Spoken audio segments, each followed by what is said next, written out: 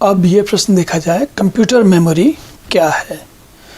तो संगणक अथवा कंप्यूटर, उसको बिल्कुल मनुष्य की तरह मेमोरी की आवश्यकता पड़ती है, स्मृति की आवश्यकता पड़ती है।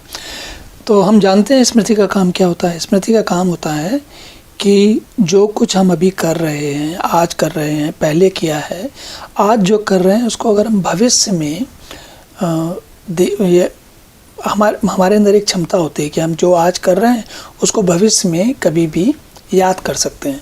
तो स्मृति का मतलब वह है हमारे मस्तिष्क का वह हिस्सा जहाँ पर जो कुछ भी काम हम कर रहे हैं उसकी जानकारी सुरक्षित रखी जाए। अब जैसे इंसान के अंदर दो तरीके की मेमोरी होती है। एक होती है तात्कालिक मेमोरी, जैसे अभी जो कुछ मैं बोल रहा हूँ तो क्या शब्द बोलना है, ये मेरी तात्कालिक यानी कि प्राथमिक मेमोरी में है।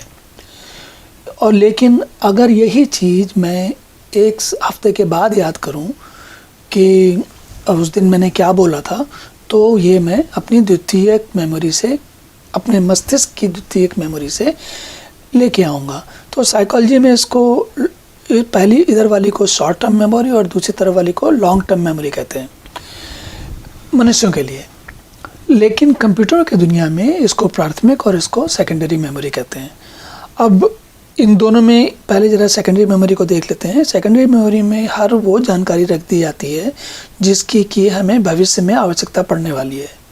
क्योंकि जो ये प्राथमिक मेमोरी है, जिसको हम मुख्यतः रैम के नाम से जानते हैं, इसमें जो कुछ भी है वो पावर चले जाने के बाद, इलेक्ट्रिसिटी, मान लीजिए कंप्यूटर को स्विच ऑफ कर दें आप, तो वो जो कुछ भी इसकी मेमोरी में था सब चला जाएगा।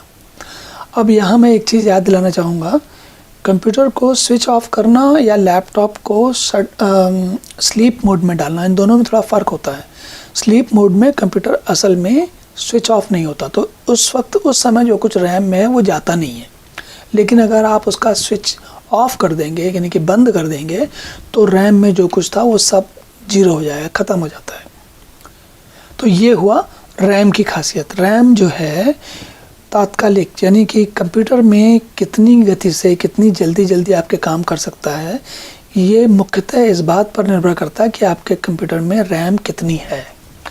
अधिक रैम होगी तो आप ज़्यादा काम कर पाएंगे, ज़्यादा जल्दी भी कर पाएंगे। लेकिन अगर आपको काम करने की गति और बढ़ानी है तो आपको कैश का प्रयोग करना पड़ेगा। कैश क्या होता है, एक रैम का ही एक और प्रकार होता है, जो कि जो कुछ, जैसे कोई चीज़ें होती है ना, जैसे आप कोई काम बार बार कर रहे हैं तो क्या करेंगे, जो काम आपको, जैसे मान लीजिए आपके काम में कहीं रमेश का नाम बार बार आना है, तो रमेश का नाम बार बार आएगा तो रैम में पढ़ने जाएगा, कंप्यूटर रैम में पढ़ने जाता है। लेकिन अगर आपको, तो इसमें एक प्रक्रिया होती है, उसमें जो जानकारी आपको बार बार पढ़नी है उसको आप बजाय रैम के कैश में लिख देते थे। इसका क्या मतलब हुआ, तो रमेश का नाम बजाय रैम के कैश में लिख दिया जाएगा।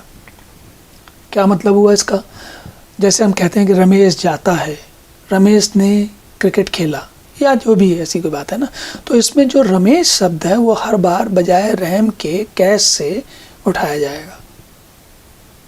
तो जो जानकारी बार बार जिसका प्रयोग करना है उसे हम कैश में डालते हैं, और जो तात्कालिक काम करते वक्त जिस मेमोरी की ज़रूरत होती है उसको हम रैम कहते हैं। तो ये दोनों कहलाती हैं मुख्य मेमोरी, मेन मेमोरी, प्राथमिक मेमोरी। इन दोनों से पता चलता है कि आपका कंप्यूटर कितनी गति से काम कर सकता है, कितना ज़्यादा काम कर सकता है। अब हम आते हैं ये रॉम पर। रॉम क्या है, रीड ओनली मेमोरी इसका शॉर्ट फॉर्म है। जैसे इधर वाले का था रैंडम एक्सेस मेमोरी, ये रैंडम एक्सेस मेमोरी है, ये रीड ओनली मेमोरी है। तो इन दोनों को अलग अलग प्रयोगों के कारण इसको रैम कहा जाता है, इसको रॉम कहा जाता है। रॉम का आप सामान्य उपयोग में इसका नाम नहीं सुनेंगे। क्यों नहीं सुनेंगे, क्योंकि ये एक विशेष परिस्थितियों में, कुछ विशेष परिस्थितियों में इसका प्रयोग होता है। जैसे क्या है वो विशेष परिस्थितियाँ, जब आप कंप्यूटर बूट करने वाला है तो उस समय जो कुछ भी उसको ज़रूरत होता है वो रॉम से पढ़ता है। एक बार बूट हो जाता है, बूट करने के समय RAM से शुरुआत करता है और सेकेंडरी मेमोरी मतलब डिस्क ड्राइव में जो ऑपरेटिंग सिस्टम पड़ा है वहाँ से मटेरियल उठाता है। इन दोनों का प्रयोग करते हुए उठाता है और रैम में उसको पढ़ लेता है पूरा, या इससे और इससे पढ़ता है और रैम में पढ़ लेता है।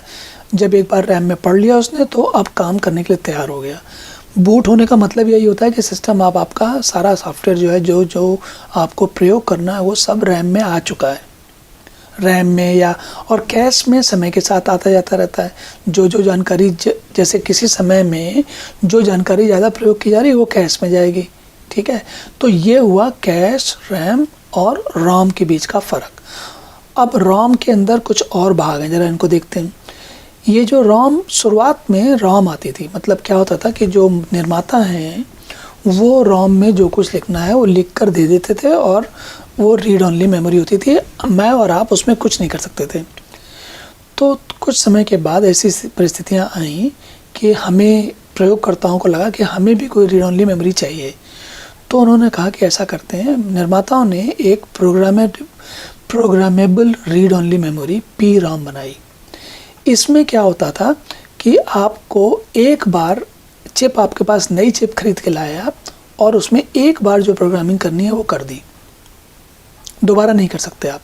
एक बार प्रोग्रामेबल है, हमारे लिए प्रोग्रामेबल है, लेकिन एक ही बार कर सकते हैं हम इसको।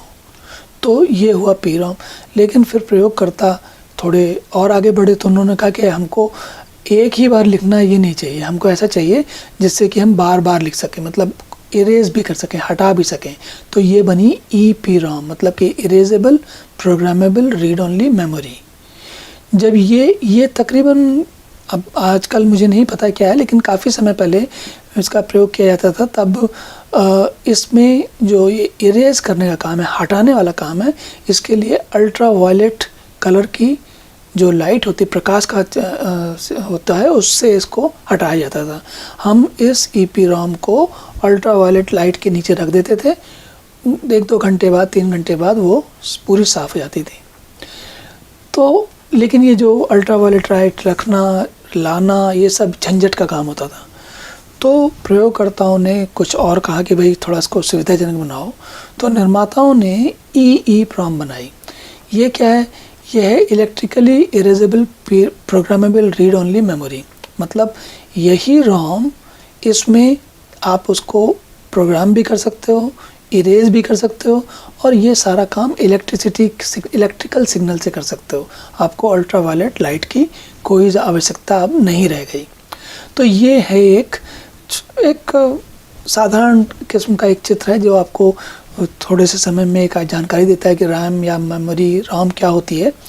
और अगर आपको इस बारे में और ज़्यादा जानने की आवश्यकता है तो आप इन चिप्स का, कौन कौन सी चिप आई, कितने समय में आई, उनकी क्या खासियत विशेषताएं थी, वो सब के बारे में कहीं और, मतलब हम किसी दोबारा कभी चर्चा करेंगे, तब आप इस बारे में उससे जान सकते हैं।